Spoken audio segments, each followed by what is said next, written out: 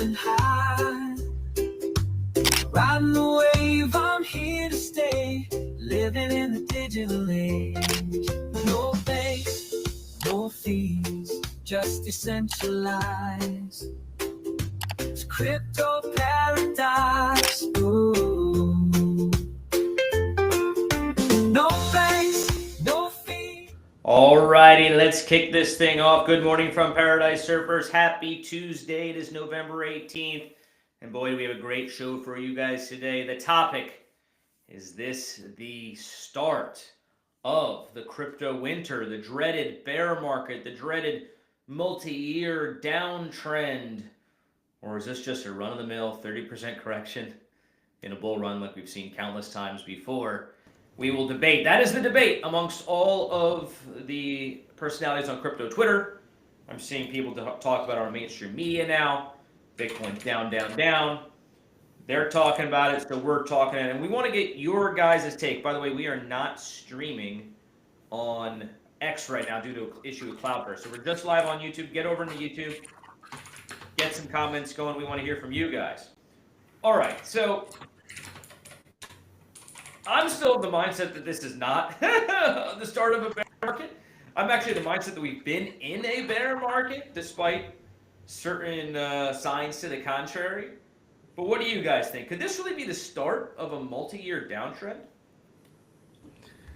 I'm still not in that camp. I still think that we have more time to go. That worst case scenario, we're still going to see a high in Q1 of 2026. Best case scenario, we have all of 2026, or predominantly all of 2026, with macro conditions that do benefit risk-on assets. And what do you know? Bitcoin, Ethereum, and crypto is a risk-on asset.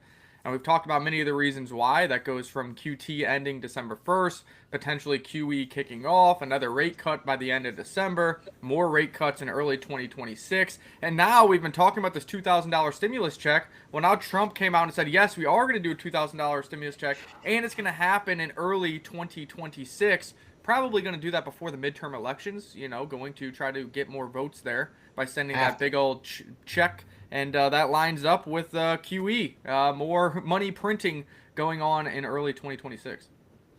I like what we talked about yesterday. I'm still in the same camp. Still think 2026 is going to be great. But I like what we talked about in terms of we're going to find out soon.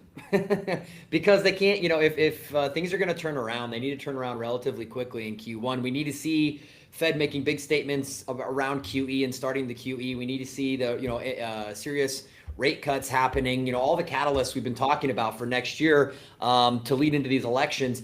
If they don't start soon, they're not going to have the downstream impact in time to make enough of a difference, getting people new jobs, getting, more money back in people's pocket, boosting up the economy and, making an impact in people's lives to where they're going to vote to keep this administration in office. If they don't start doing this stuff relatively soon. Got an interesting story that we'll cover here in a little bit about who needs these rate cuts and this economic stimulus right now. But yeah, I think I'm sticking with what we mentioned yesterday on the stream. We'll know probably in the next 2 months or so if we're going to be if we're at the start of an 18-month crypto winter or if this is another regular dip in an extended 5-year cycle. Yeah, no, the Fed's going to step in and save our butts. But one thing that's crazy to me is how much power these unelected officials have over all of the financial markets, over essentially all of the economy. And you get a quorum of just politically biased, totally insane, politically driven, not data-driven Fed governors. They could actually crush this economy and these markets even more. So it's a scary thought. I mean, just the fact that this much power is sitting in the hands of, I think it's 19 people, right? But I do think sanity will prevail, cooler heads, reason will prevail. And they've stated on numerous occasions that they want to get the rates lower. Their target is more cuts. They're just saying, oh, we want to be data dependent and, we don't know how fast we're going to get there, this, that, the other. But man, things are looking bleak in these financial markets, I'll tell you that much. Main Street, I think, is also suffering.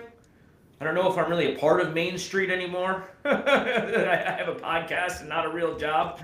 But it seems like Main Street's also suffering under these high rates. So there's all the reasons in the world to cut. But I just, the thought that there's this much power in the hands of 19 individuals should scare everyone a little bit. I'm not sure if this is what democracy was meant to be back when the founders conceptualized it all those hundreds of years ago. But yeah, here we are.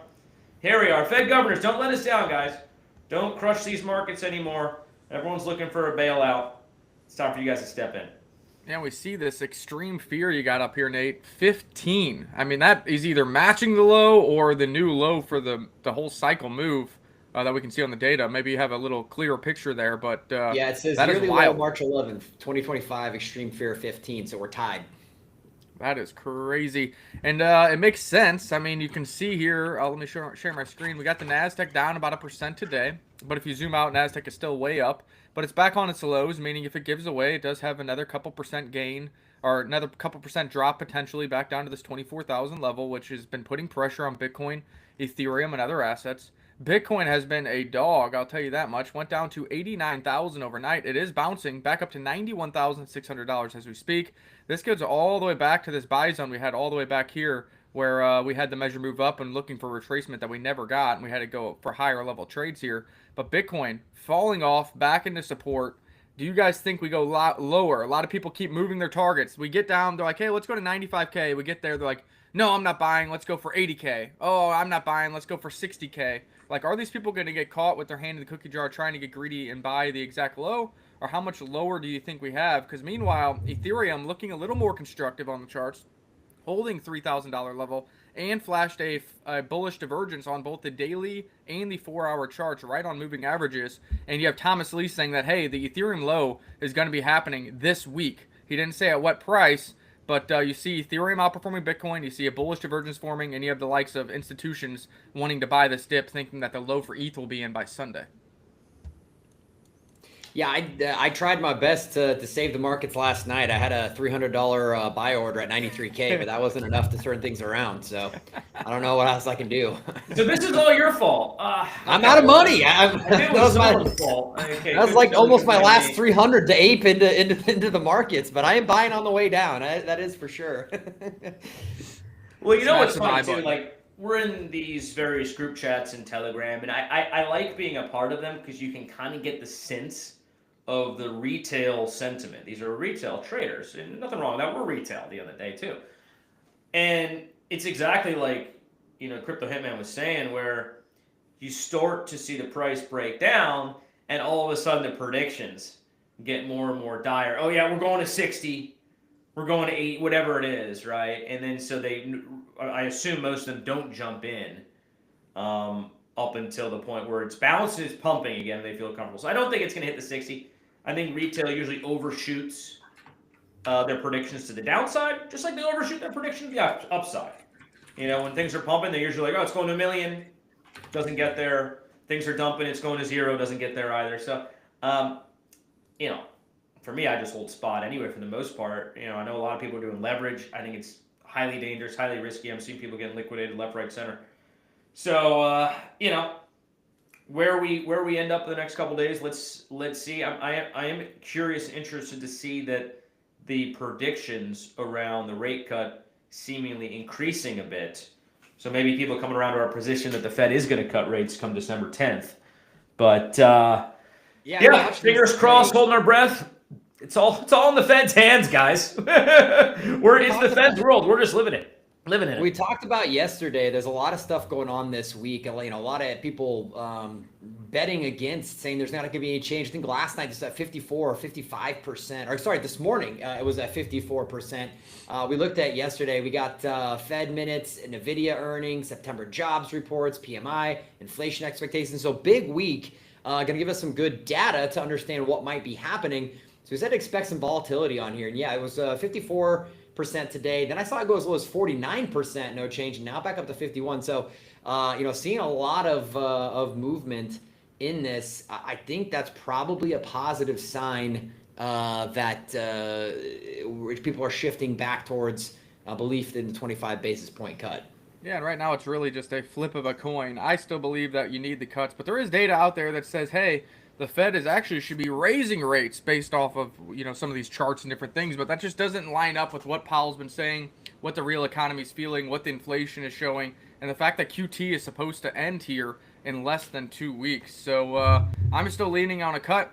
It would be really nice if they surprise everybody with that jumbo cut. But we know we have not seen that in the two previous cuts, and I don't expect them to do it here. But another 25% decrease with QT ending would be just what the doctor ordered, and then factor that in with all the stimulus that I think the U.S. government is going to be doing, the QE that the Fed will be doing, and Trump wants to pump our bags as well. So we'll see what's going on here. We also talked about global stimulus. I know you had the news article up here a little earlier. Maybe I saw it on a tweet or something. But Japan is moving forward with their big stimulus coming soon as well. So we'll see how everything plays out. What's crazy is the global M2 money supply continues to go creep higher and higher to new all-time highs. Yet Bitcoin is dumping back down to 91,000, decoupling from that historical trend of following the M2 money supply up. Also decoupling from the trend of following its own hash rate up. Normally hash rate was a precursor to price. Hash rate continues to go up. M2 money supply goes up. Gold goes up. And Bitcoin is decoupling from everything. So maybe it's doom and gloom. Maybe Bitcoin is over, and we all just need to buy Zcash. I don't know. Get these Jeep whales out of here. Let's get these Bitcoin whales getting done selling. I'm gonna mute you, Nate, because you're typing. Couple thoughts.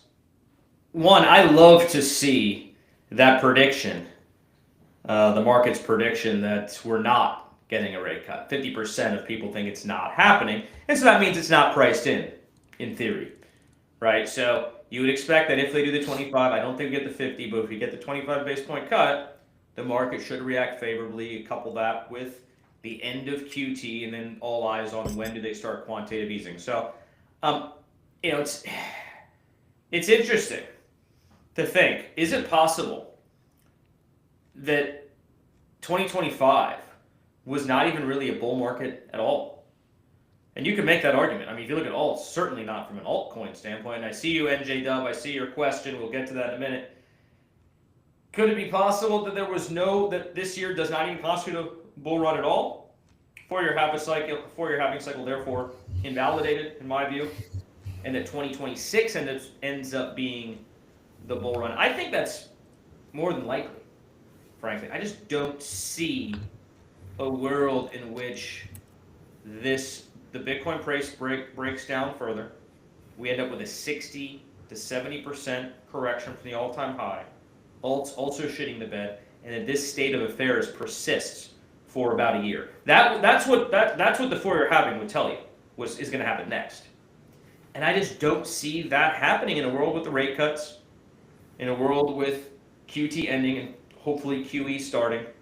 I don't see that happening with Trump engineering his best to boost the economy leading into the midterms next year, these $2,000 stimulus checks. I don't see it happening with the Clarity Act coming into effect, hopefully before the end of the year. I just feel there's too many macro catalysts for us to start a multi-year bear market, but, I could be wrong. Four-year cyclist could be right. We could be wrong, but I continue to hold because I believe in my bags with conviction. The cyclist. I like that. I just It's a good nickname for him. I just couldn't believe that the cycle is over with Ethereum, the second largest crypto in the market, not going to a new all-time high. That would be wild. And people are like, well, it's up. It went up 3x off the lows. It's like, yeah, it didn't even break its all-time high from the 2020-2021 cycle. Even though you have institutional adoption now, even though you have DATS, even though you have a spot ETF that's going to be paying dividends by BlackRock here soon. That just doesn't make any sense. Even though you have stablecoin clarity. Doesn't make sense to me. I'm sure it's possible, but we've been here saying this was going to be a super cycle for a long time. Now I'm starting to see some people, some individuals who are saying, no, we're on the four-year halving cycle. We're going to moon by December. Now they're switching to like, well, either the bear market has begun or we are going to start a super cycle. So like the very people who were against it, now even they're having to question because they're like, wait a second. We didn't even get an altcoin run. Ethereum didn't even break to new all-time highs. Really? 126 is all you got out of Bitcoin? Less than a 2x? I don't know. Something feels a little off for this to be the end of the cycle. So we'll like to see how it all plays out. I don't know if you also saw the SEC is taking crypto off its list of things that it is going to be watching like a hawk. So I need to find that story. But that I found was very interesting as well. Does that mean maybe some more scams and stuff happen? Maybe. But does that allow for more opportunity for gains and opportunities in altcoins and new unique things? I think so, and that is apparently coming off their list for 2026. So I don't know. All these macros just keep pointing me that 2026 we are going to have opportunity, we are going to see explosive upside, and we're all pretty rich right now. Yeah, that story on the SEC is perhaps not unsurprising given that the Clarity Act, one of the key provisions of the Clarity Act, as I understand it, is that the CFTC, the regulator which regulates commodities, they are going to now be stepping in sort of in the place of the SEC to regulate all of crypto. That's one of the key components of the Clarity Act, as I understand it. So SEC stepping away in advance of that could make logical sense. I want to turn to some questions here because we do not want to ignore our loyal listeners. Love this question from NJ Dub. I guess hasn't been maybe in the markets for too long. Only known pain and altcoins since 2022. What is a bull run like? And yeah, it sort of bolsters my theory that 2025 certainly wasn't a bull market. I mean, maybe for Bitcoin, but look, Bitcoin just gave up all its gains for 2025. So was that even in a bull market? I guess it was for a while. But we certainly didn't have any alt season. But I'll tell you, man, it's a glorious moment in time that does not last as long as you hope. You only make a lot of money in the beginning of it, but man, the gains can be explosive in the early part of those alt seasons. Done many 100x's during those short-lived phases. The key then is to hang on to those gains and make sure you don't round trip bags and stuff. It's not easy. But man, it's a glorious time. We definitely haven't gotten it. We haven't even gotten anywhere close. I hope you guys aren't capitulating, giving up now, because I think it's going to be happening here in the next 3 to 6 months. And who knows, maybe I've been saying that a long time. But I'll eventually get it right. My price prediction of, bull market soon will inevitably right eventually. Remember that, guys. Broken clock is right twice a day. So we'll get there, folks. I'm only being tongue-in-cheek. But it's a glorious time. Hope you hang in there to experience it. I know Todd will be there. Smash like, share, subscribe. I know Remble will be there. Good morning, guys. Any thoughts on what the bull run's like, pain and altcoins, anything that NJ Dub said? Yeah, I mean, I think that with a change of the 4-year cycle, just because we're, if we say an extended cycle, doesn't mean it's going to be exactly the same as, how the 4-year cycle played out. We've looked a couple times at the traditional, Bitcoin to Ethereum, the top alts to, low caps, and how that's been busted. But there has been, obviously Bitcoin's been in its own bull run, the altcoins have been down, but there's been multiple different multi-month long kind of sector specific or trend specific bull runs. AI was a really big one. Obviously meme coins were a big one. We saw a miniature, at the early stages we had the what was it even called? BRC20 had it about a good 4 or 5 months where a bunch of those projects had their own mini bull run. So while we haven't had an overall blow off top sustained, all the top alts and the IDOs are going nuts. Pre-sales have been dead. We have had different spurts of these, kind of mini trend-based bull runs throughout, since 2022, 23, 24. But yeah, it definitely has felt rougher. It kind of feels like we haven't had it because we haven't had that overall market. We haven't had ETH run to new all-time highs. We haven't had the IDO and the pre-sales kicking off. So it's definitely felt different. But I don't know if it's quite accurate to say we haven't had a bull run. Well, I'll tell you why that is. We haven't had any new retail money come in. So all that's happened is existing money that was already in the ecosystem sloshing from one sector to the next and chasing green candles from one sector to the next.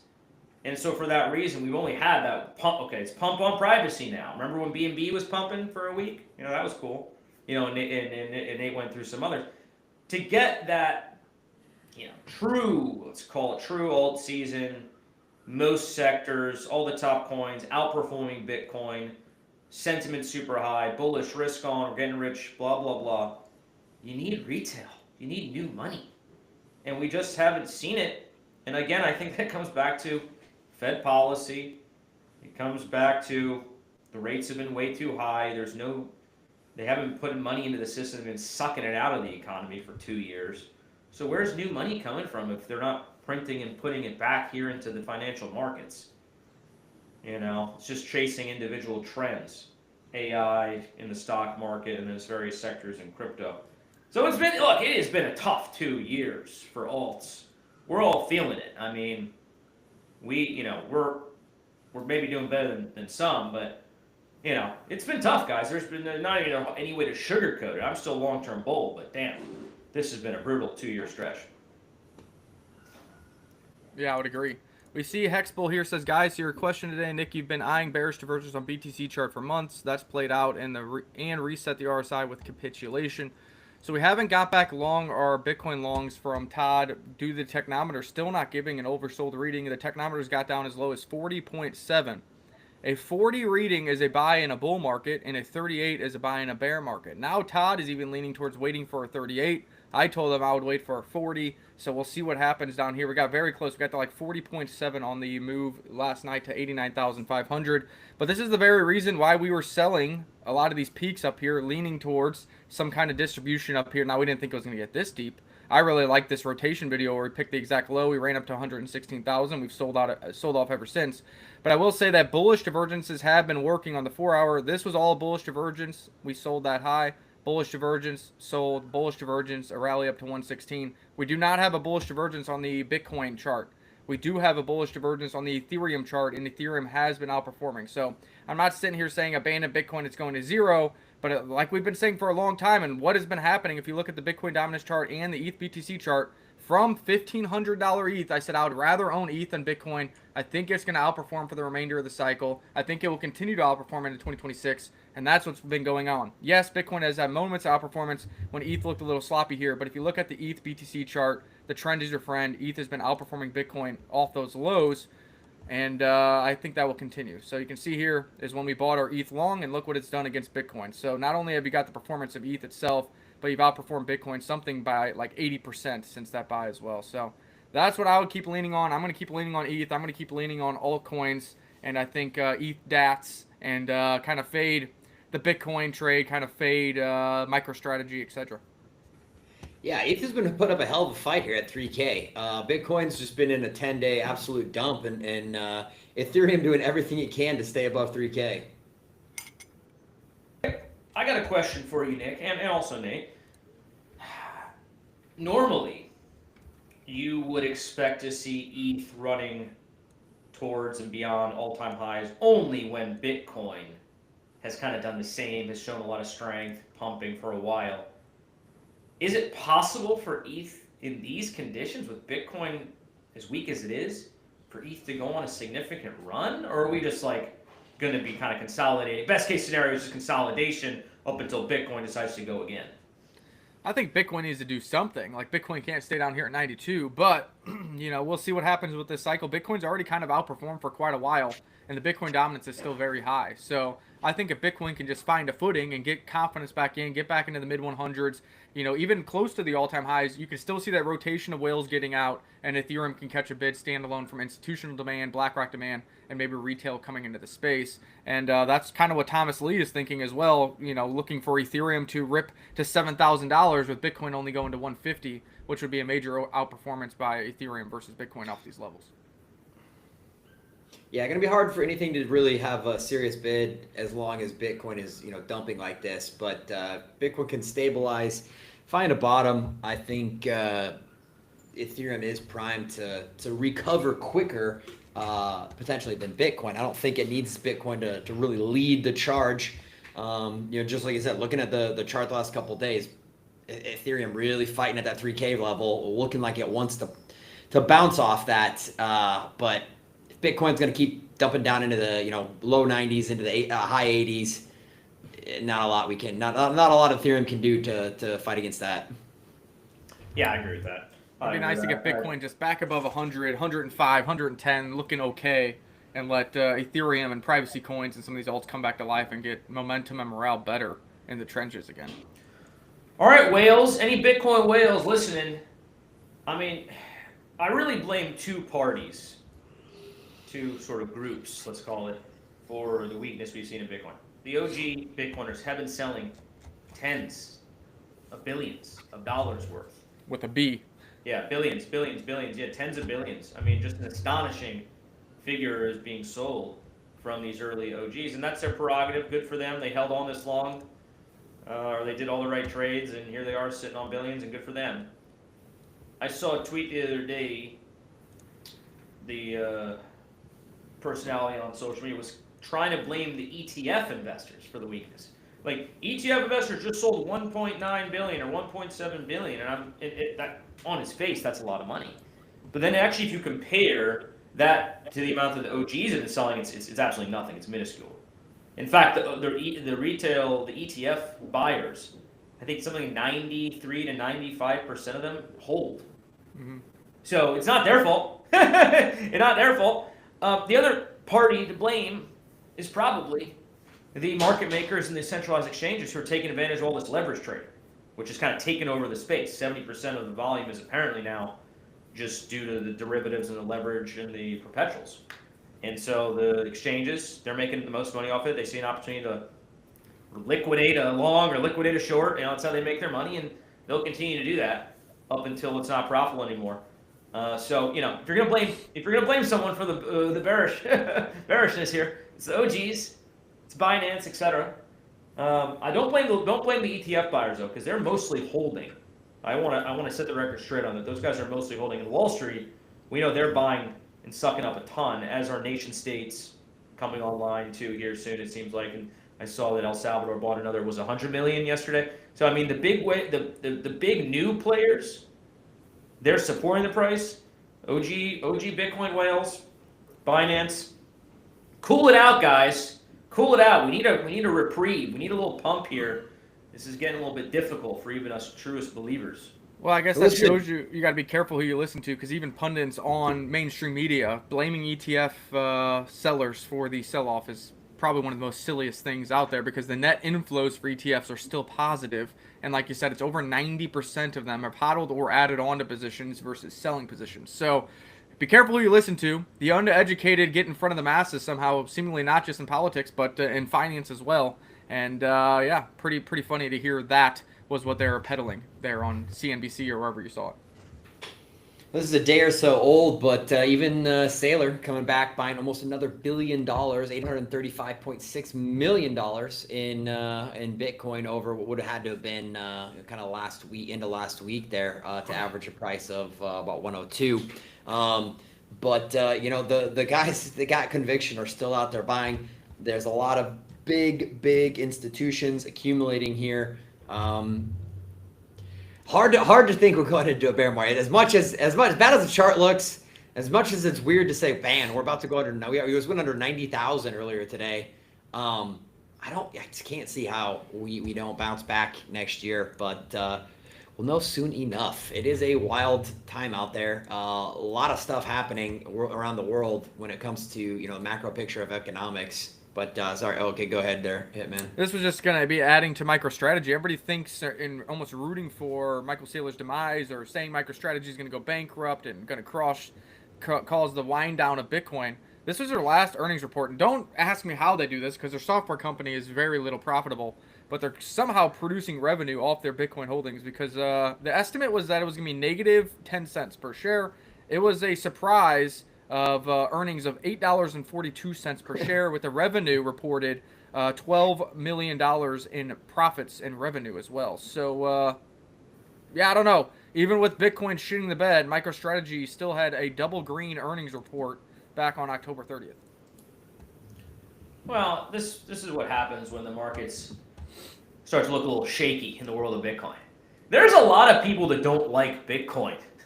A lot of people in the mainstream media don't like it. Pretty much everyone on the Democratic side of the aisle, they don't like it. And frankly, anyone who missed the boat, anyone who knew about it, faded it, didn't buy it, didn't get rich, they're pretty salty. Anyone who bought it, sold it lower, also salty, because they didn't make as much as they could have. There are a lot of haters out there. And when the price starts to falter a bit, man, they start banging their drum. I was just watching CNBC the other day. It's funny. The mainstream media will, just in a footnote, sort of acknowledge when Bitcoin's at an all-time high. They won't be cheering. They won't be banging their drums. There won't be front page story about it. Best returns in the human history. People who bought in early are now, billionaires. They can write stories about it. They choose not to. But guess what happens when the price starts to go down? There they are, negative stories. I saw 3 negative stories about crypto and Bitcoin in the New York Times just the other day. 3 all negative. One was about scams. One was about how these Bitcoin ATMs are used to facilitate scams, as if cash is never used to facilitate a scam. So never mind that. But just negative when the price goes down. And sadly, you see it even amongst those of us in the crypto space. We're supposed to be supporting this industry. We're supposed to be supporting Bitcoin, financial freedom, breaking out of the 9-to-5 rut, whatever you want to call it. We're supposed to be backing and supporting this asset. And we should be supporting Michael Saylor because he's done more for this industry than maybe anyone aside from Satoshi. And yet people in the industry are poo-pooing him and he's a scammer and, blah, blah, blah, negative. So for anyone out there who holds crypto still, if you hold Bitcoin, you still believe in it, why are you flooding your own bags? Don't do that, guys. Just cut it out. It used to be the saying was nobody hates libertarians more than libertarians. I think now that Degens might be taking that moniker over. Nobody gives crypto people more shit than other crypto people. We're our own worst enemy sometimes. Yeah, that is true. During these doldrums too, everybody's just upset, and it's almost like, well, my project's down 50%, but yours is down 80%. You suck worse than I do, and it's like, all right, that's good for nobody. We're all losing. We're all struggling here, at least in the trenches. Even if you hold Bitcoin now, it's like, okay, great. The previous high was 69,000. We're at 90,000. Not very impressive. The previous Ethereum all-time high was 4,800 back 5 years ago, and we're sitting at 3,000. Not very impressive. Nobody's doing too great right now. Obviously, we've had little hits and wins here and there in various sectors, but they're all short-lived. You had a week here, 3 days there, a month there, and had no follow-through, no vision, no diamond hands. And, we thought the privacy sector could have been the next, push to try to make that a reality. Still doing pretty well. I see Zen's above $17 today, even with Zcash selling off. But, it can only swim upstream for so long as well. So hopefully we get the momentum, the morale, the diamond hands, and the vision back in these markets because it is greatly needed. And again, that's coming with liquidity and QE and interest rate cuts. So, everybody that's on Pulse Chain, I say, hey, if Ethereum was 5, 6, 7,000 and Pulse Chain was down here, I would care. If liquidity and QE was here and Ethereum was down here, I would care. But right now, the things have not lined up. We are the fundamentals are kind of leading price here in crypto right now versus in previous cycles, the price was leading fundamentals. I will provide you, bears, one silver lining that I've observed over the past few days. I don't know if you guys have seen these posts on X. I believe it started with a post around XRP and why it's essentially should be considered worthless, right? And at the end of the post, it's like 0, right? It should be worth 0. It goes through like it raised $700 million, but it never got adopted by the banks. It never got adopted by anyone. No one uses the chain. There's barely any transactions. The founders just sell on you. Blah blah. It's factually all correct. Should be worth 0. And then others on X. What a wonderful ecosystem X can be. Crypto Twitter started making similar posts about other just dog shit altcoins. ICP, raised $200 billion, no transactions, makes no money, should be worth 0. Story, that's another random ass chain that I don't know was a newer chain. Like, if you look at the volume and the fees that these chains generate over like a 24-hour period, it's like $100. it's like these should be worth 0, absolutely. And so, is it not a silver lining of these bearish periods that we cut the dead weight? Let's cut the dead weight out of this industry. Why are people investing in something that is a failure, going to continue to be a failure, will never do anything in this industry, and is just destined to die? Isn't it better to move your capital in somewhere? Maybe Ethereum. That's a pretty successful chain. Maybe Solana. Maybe BNB. Those chains get usage, right? Maybe even Bitcoin. Better than holding ICP, or XRP for that matter. So silver lining, let's cut the dead weight. I'm glad to see people calling out the bullshit in this space because a chain that raised $200 million is making $100 a day in revenue. That is an outright atrocity and really a scam. There's a bunch of those still left around, and these type periods are nice for flushing those out. Problem is, a lot of them have too much damn money right now. A lot of these L1s and L2s are still sitting on tens, if not hundreds of millions of dollars. They can sit through a 10-year bear market and they're going to be around. So definitely That we'll see doesn't some of mean the- you should invest in them, though. Just because No, they have no, a I big just mean- treasury because they raised money for some stupid shit coin that doesn't do anything doesn't Yeah. mean you should invest in them. Right. I'm just saying, unfortunately, some of these guys still have enough cash not to get flushed out as but I agree that these periods can be great. We'll get rid of some people, but some of them that need to go, I agree. They just have too much damn money. XRP should have been flushed long ago, but the guy did the Garlic post head and was, still keeping blaming it her. relevant. I'm going to Yeah. root that Thomas Lee is correct and Ethereum finds a low sometime this week so that our Thanksgiving celebrations, Christmas Eve dinner with the in-laws, Christmas Day with the immediate family, New Year's with the friends isn't miserable this year. And instead of having the head down saying you're pre-rich for the past 3 years, you can actually have your head up and try to onboard some people into Green Candles. So that's what I'm rooting for. I've lost hope that that's going to happen by Thanksgiving. I mean, we're a week away, 9 Hey, days away. all you need is Green Candles. I'm not saying new highs, but let's get to like 4,000 each so I feel a little better about it. Christmas, I think we have a chance for Christmas to be much more bullish. Let's see. It's largely dependent on what happens on December 10th. Does the Fed surprise the market, quote unquote, with the 25 basis point cut? I think there's a pretty good chance. And does Powell come out and say dovish things? I mean, that's the other big thing. Like, remember last conference they did after the cut? It was very hawkish. He basically said, do not count on more cuts. Do not expect more cuts. He said that. And when he said, by the way, the conference was going well. Markets were looking good, as he's speaking and after the cut. As soon as he said those words, bam. And we've been bearish ever since, guys. So, it is the Fed's world. We are just living in it. Like, I'm saying that tongue in cheek, but it's absolutely true. Whatever they say and whatever they do, if you're in the financial markets, on risk assets in particular, they're God. You better start worshiping these guys because they control everything. And it's kind of a scary thought, by the way. It's a very scary thought in my view, anyway. Maybe you guys have all accepted that unelected officials can completely control the economy, but this is the world that we live in, folks. Well, Nick, I hope we do get a pump, or otherwise we're all going to be reliving this meme again for another year at Thanksgiving and Christmas. Yeah, I'll be just saying, yeah, of course I didn't hold alts and I sold all my Bitcoin at 126,000. Duh.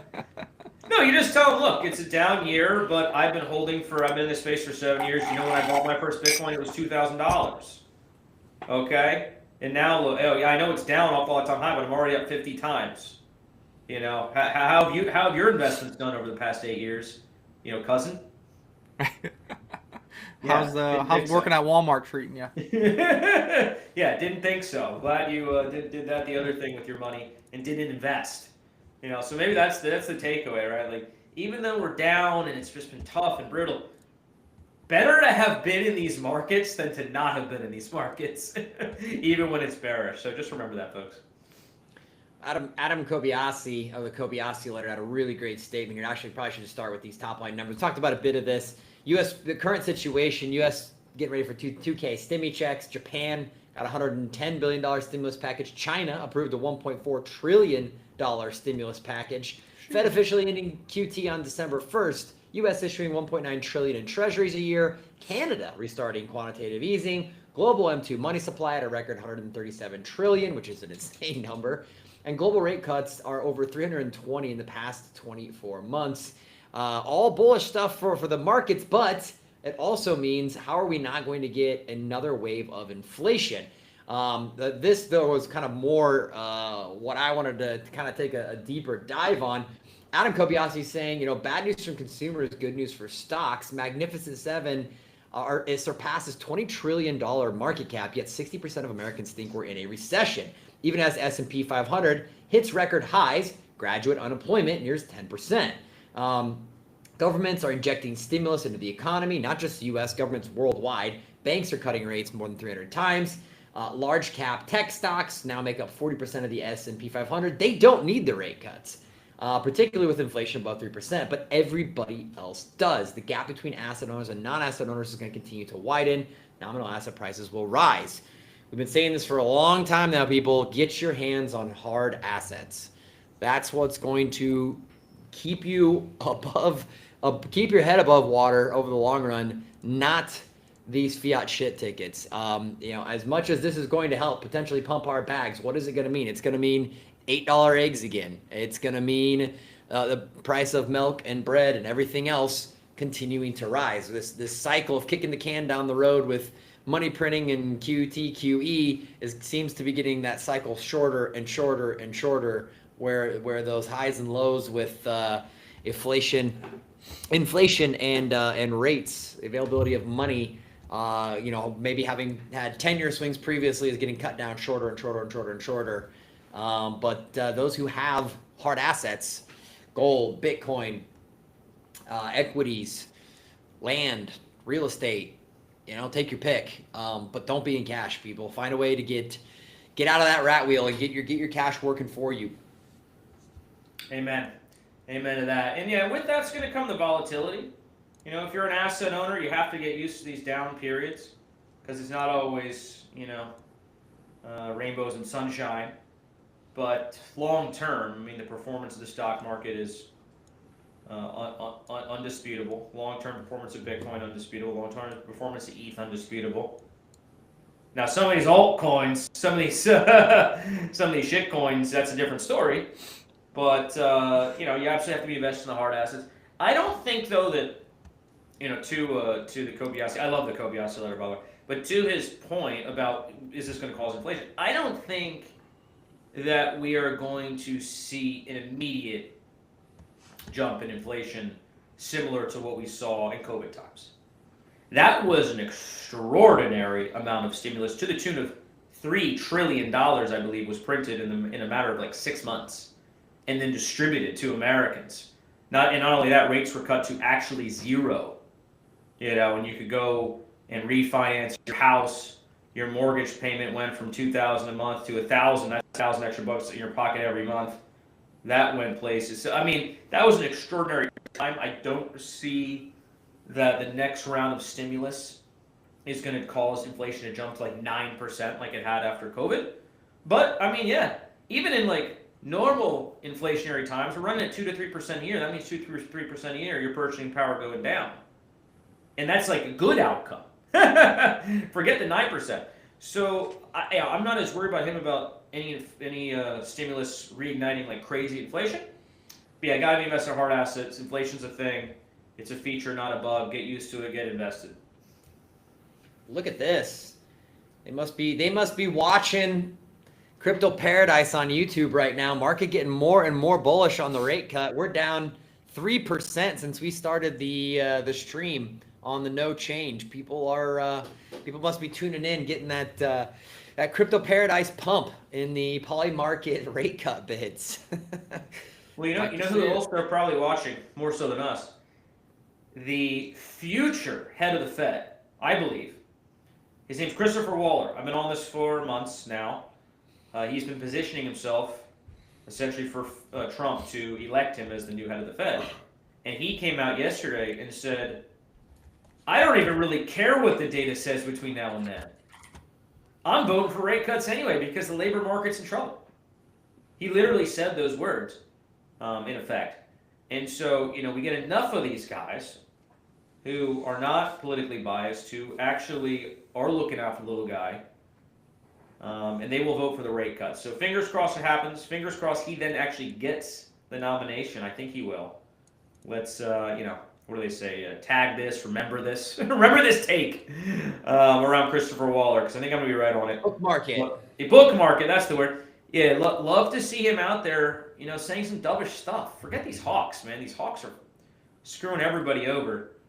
Good for you, Christopher Waller. Thank you, sir. Yeah, and I think part of the problem is everything's become so political, and a lot of the media has become so divisive and political. Like you said, 60% of people think we're in a recession, and a large majority of that is probably 52% of them, or 48% of them, are just anti-Trumpers who believe CNN and think, oh, Trump is killing America and we're in a recession. Like, there's only a small percentage of them who are looking at it from their own perspective, not political, and saying, yes, 8% of us think that, yeah, we're in a recession due to our personal beliefs and interactions and whatever, not due to a political bias, which I think is really crazy that politics has really gotten so bad and divisive in the United States, or really other countries as well, that it's leaking into financial markets, Fed decisions, sports, everything. Pretty wild times to see, and really that's being stoked by one side of the aisle over the other. And a lot of people, I thought less and less people were actually watching mainstream media, but now this divisiveness is seeping its way into social media as well, like we've seen, with Twitter unblocking everybody, Facebook trying to unblock everybody and be neutral. It really is creating more divisiveness because there's so many takes and so many falsehoods in there. And what's crazy is you see a false news headline, and even if it gets redacted or changed or whatever, a week, a day, a month down the road, it doesn't matter. It's all first impression for these people. So you read the headline, you think that's true regardless of any redactions down the road. And that's what's impacting a lot of things now in our daily lives, and it's impacting financial markets as we see by these polls. 60% of people think we're in a recession, while stocks and assets continue to go higher in price, and we're about to start seeing some QE. Yeah, I mean, the UMich survey, which surveys households, just regular old folks, about their expectations of inflation and other sentiment around the economy, has been proven beyond a doubt to be politically biased. And it actually flows both ways, to be fair. Like when Biden was in office, Republicans overwhelmingly saying, okay, economy's bad. Trump's in office now, the Democrats saying it's bad. But anyway, it's politically biased. Throw it out the window. It's not relevant. But what I will say about the 60% of folks thinking we're in a recession, I mean, we have a lot of data points to suggest that we're in what everyone's calling a K-shaped recovery. In other words, you got folks that are like down here at the bottom end. They're not asset holders. They're just wage earners. They're seeing their purchasing power go down over time. They went through the worst bout of inflation in their lifetimes. Maybe they're young, just out of college, trying to get a job. There's not a lot of job openings right now. And they are genuinely struggling. And I wouldn't be, let me put it this way. I would understand if they thought we are in a recession, even though technically we are unequivocally not in a recession. Recession is 2 quarters of negative growth. There's a definition of that. We're not in that. But then you have the other percentage, the asset owners, the business owners, the whatever high earning professionals, and they're sitting pretty, because even though we're in a correction right now for stocks and crypto and whatever, real estate all-time highs, stocks at near all-time highs, crypto was at all-time highs a month ago anyway. So asset owners are feeling good, high earners are feeling good, everyone else is struggling, but this is why they need to cut the rates. Forget us and our financial assets for a second. I mean, I want my backs to be pumped, but this is also about the little guy. You need to cut the rates because it's almost impossible to afford a mortgage right now. Car loans extremely expensive, right? I could go on and on. Any money, credit card rates, any money that's borrowed is much more expensive now, which hurts the little guy.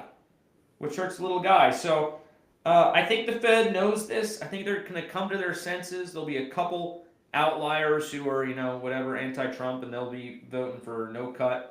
But I think we get the cut, and I think we're going to be fine. And then it's just a question of when does QE start. So, wanted to shout out to Martin as well.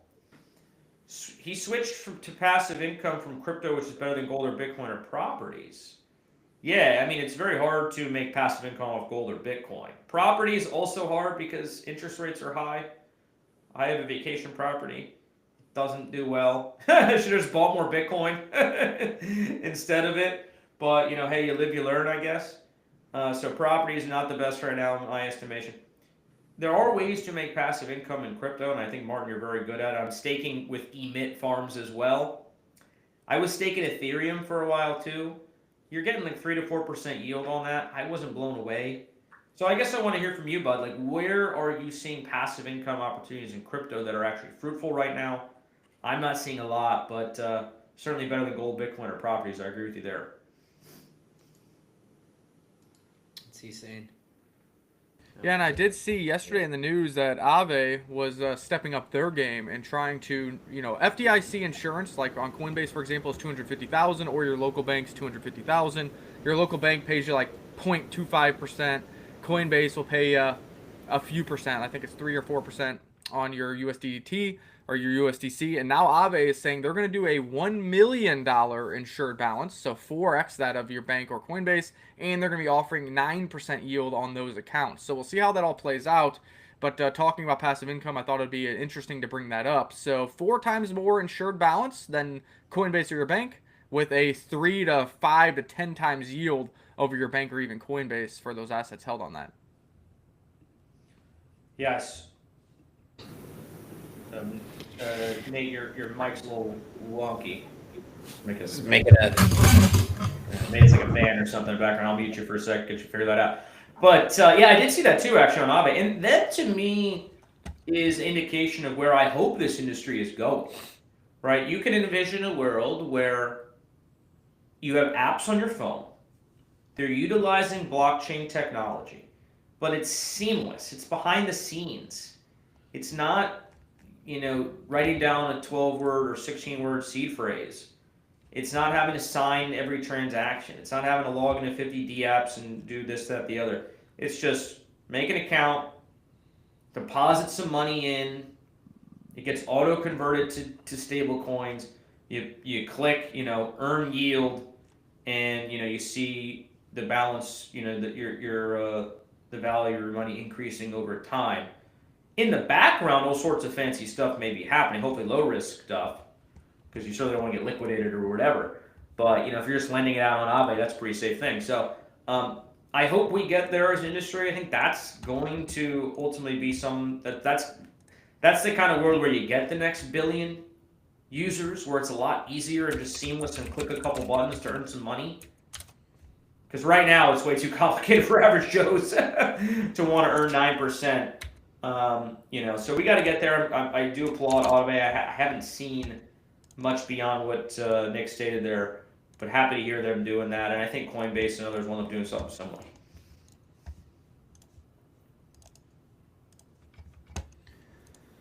Well, I don't know if there's anything else really got going on here. We've kind of gone over the Bitcoin chart, the Ethereum chart. We are seeing a little bit of a bounce on Bitcoin, a little bit of a bounce in ETH. So nothing to write home about just yet. But could it have been the bullish divergence? Could Thomas Lee be right and we find that low in Ethereum by Sunday of this week?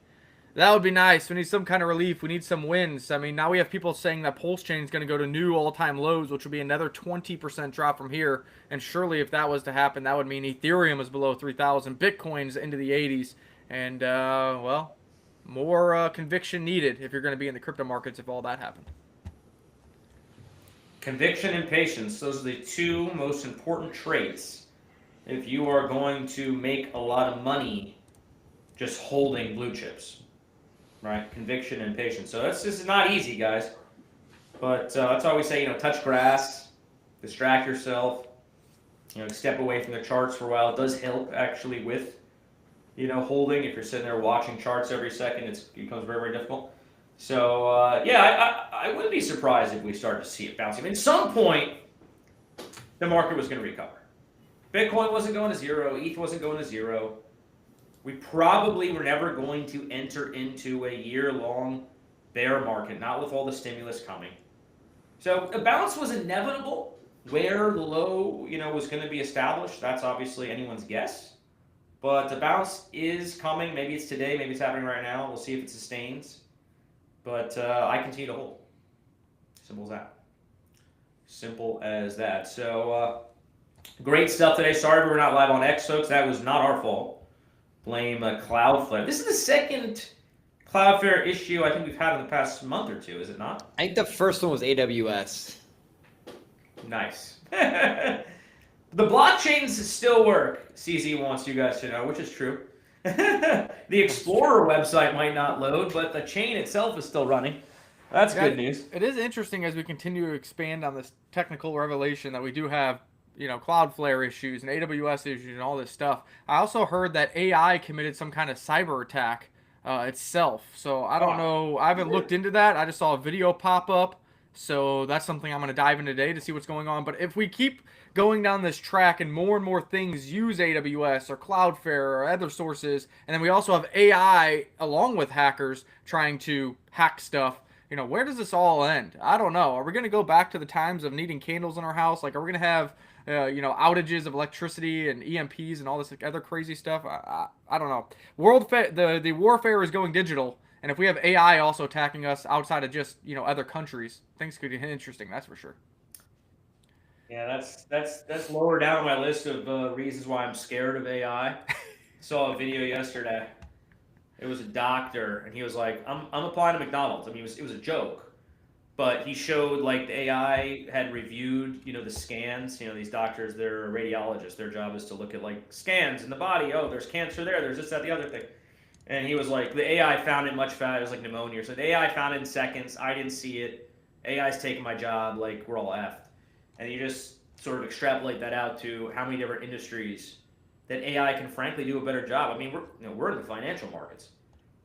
AI is better at trading than humans, is it not?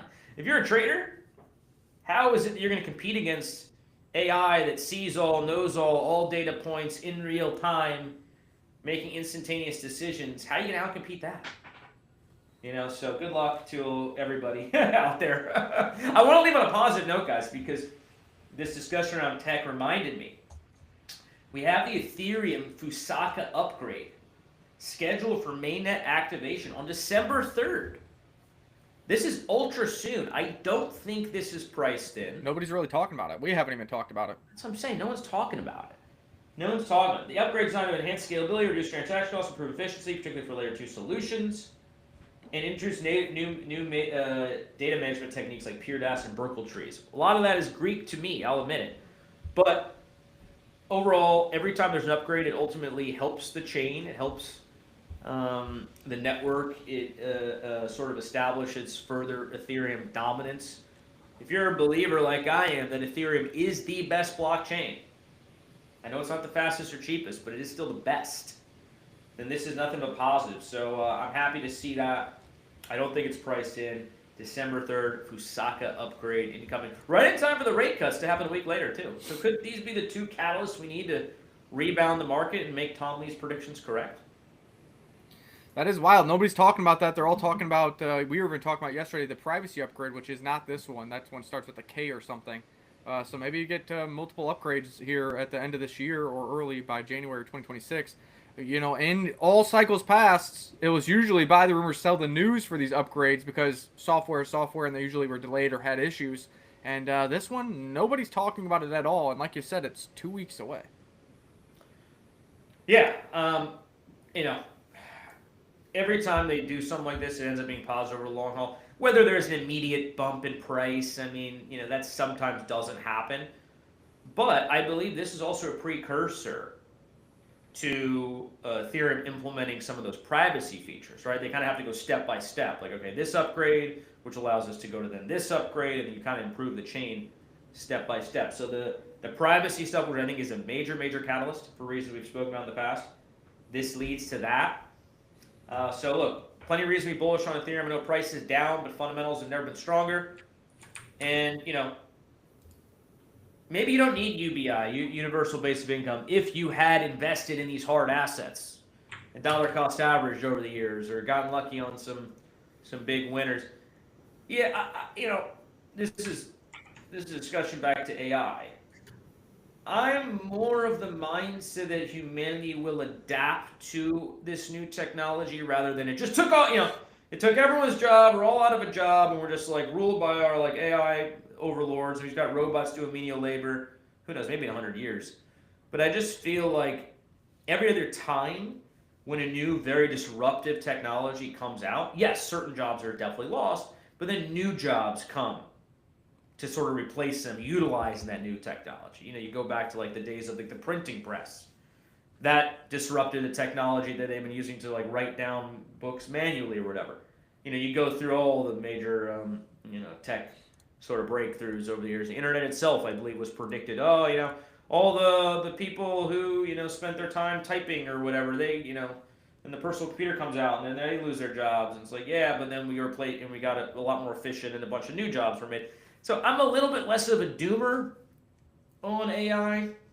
I don't know what your guys' thoughts are. Are you feeling like all jobs are going to be taken and we're just effed and screwed? Or you're kind of like, this might not be so bad? Humans will always adapt. Got to figure out how to way to make money to stimulate the economy. 100%. There's going to be new challenges that AI is good at. There's going to be things people are good at. There's going to be things that AI and people do very well together. We're going to be able to solve problems we haven't even thought of yet. The medical industry is a great one. There are certain things that AI is going to be very, very good at identifying and pointing out, but there's other things that, humans are going to be needed to, whether that's, execute the surgery or what have you, be able to solve new problems together. So I'm bullish on it. I think we'll adapt and figure things out. There's still a huge demand. Like we talk about jobs and stuff, there'll be a shift for sure, but there's lots and lots of stories right now about how blue collar work, welders, electricians, mechanics, they're making more and more and more money, and there's such a huge demand coming for it because of AI. Because they need to build, they want to invest trillions of dollars in infrastructure. We don't have any electricians that can put this shit together. They don't have any welders that can build the stuff. They don't have the construction workers, the mechanics to fix things and maintain things, whether that's militarily, whether that's the AI infrastructure, etc. So there are these jobs out there. Yes, college. Yes, the liberal arts majors are having trouble finding jobs. Shocker. The history teachers, the people that have spent 10 years to get a PhD in some obscure part of history, art history or whatever. Sorry, you don't have a job. People that are I don't understand people that want to become teachers. It's a thankless job, number one, and number two, AI already does, a cell phone does the job better than you. Why would you just want to go eat shit from kids, especially because you get paid terribly? It's you can't help people that are choosing these to go and in 2025, if you're enrolling in college and you're enrolling to be a teacher, that's your own fault. When you come out and you're making 30 grand a year, and you're having trouble finding a job, I'm sorry, I don't feel sorry. You got no sympathy from me. You made your bed, sleep in it. Those are I think we we still need teachers, though. I don't think we can have AI teaching our kids everything. AI might supplement. So if someone wants to be a teacher, I know it's a thankless job, not well paid, but at least that's a job. But if you're that guy that's I'm a PhD in Russian history from the year 1433 to 1592. My wife's cousin, by the way, this is what he studies, not Russian, but I believe Chinese.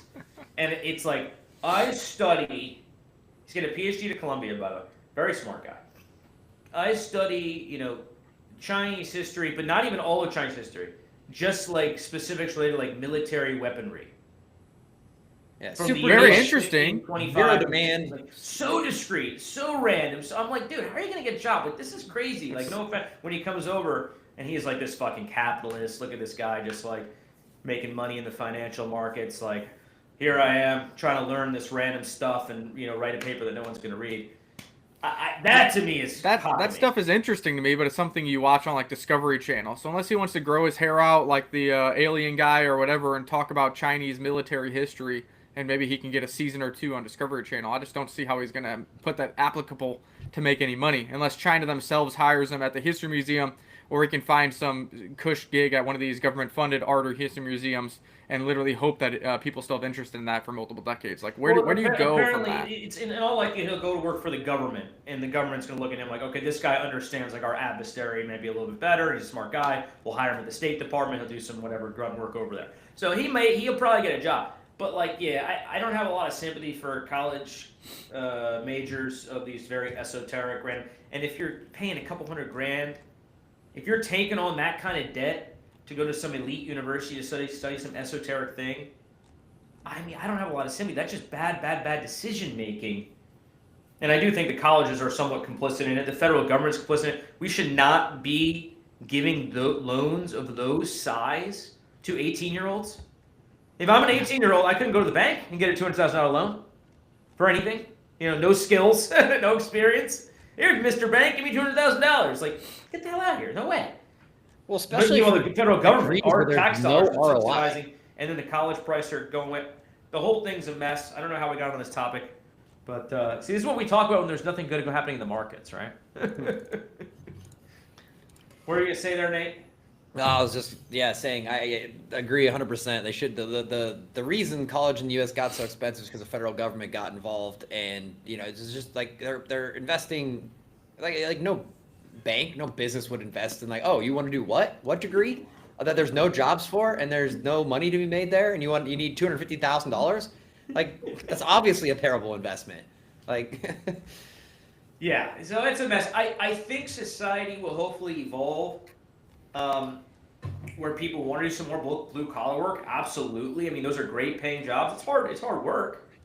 Don't get me wrong. There's people that are there's people that love it. And there's people that do want to work with their hands, and they should be given the training and also the let's call it the prestige.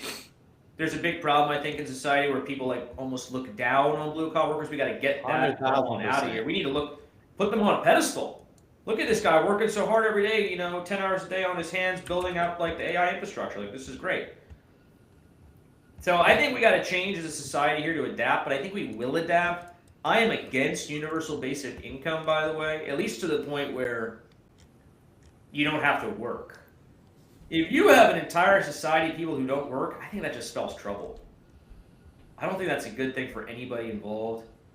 Our take on socialism and free handouts and EBT, and I kind of view universal basic income as like that on a massive scale, and I just don't think anything good comes from it. So. Martin, you're cracking me up, bro. Please make us something good to talk about. Are you not enjoying our conversation about how the U.S. is a mess? Yeah, I think Martin's over there in Sweden or something. He's like, yeah, you should come here. No, Sweden's a mess. Sweden's a mess. Jesus, look at Sweden's stats. Martin, where are you from, bud? You can just give us general region if you're not wanting to reveal your country of origin, but.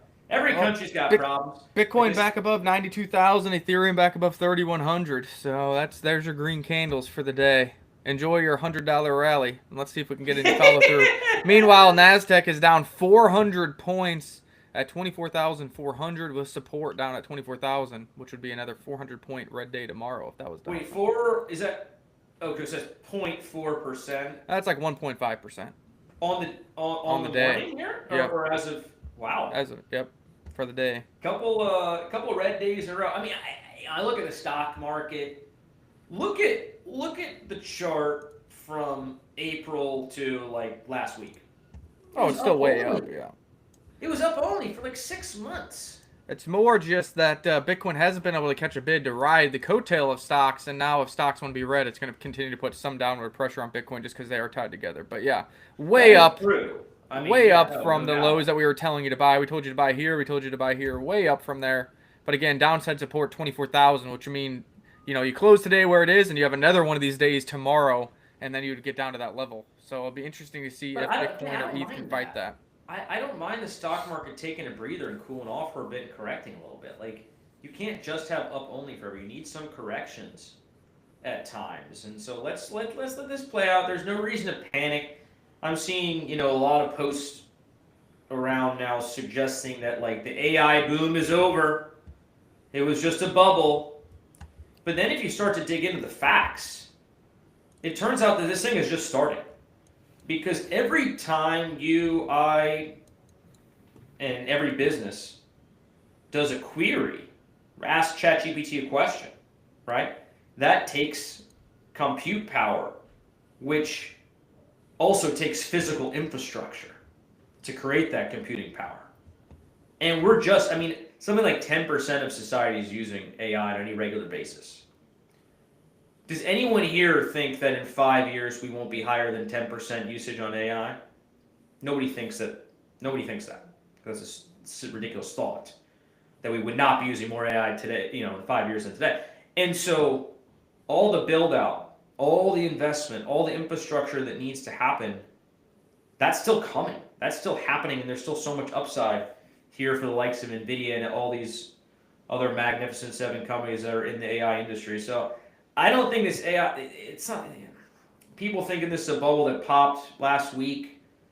I just think they're misinformed. They're looking too much at like, oh, prices are so high. They're going on the theory that the stock market was overvalued in my eyes for whatever reason because it's at all-time highs and therefore it must be overvalued. Well, where is it going to be in 5 years? You think it'll be lower or higher than today, Mr. Investor who's selling all this AI stocks and NVIDIA stocks today? Good luck to you, bro. I think it's a good place to sign off. Nate's asleep. I'm out of gas. Nate's literally asleep as I harangue investors who just sold their NVIDIA stock too early. All right, tomorrow will be an interesting day. Let's see how the earnings go tomorrow for NVIDIA. That's going to really direct the markets. Yeah, that is a big story. We'll see. See if the analysts decide to cut us a break here with their unreasonable expectations. All right, good stuff today, guys. Thank you for tuning in, and we will be back tomorrow.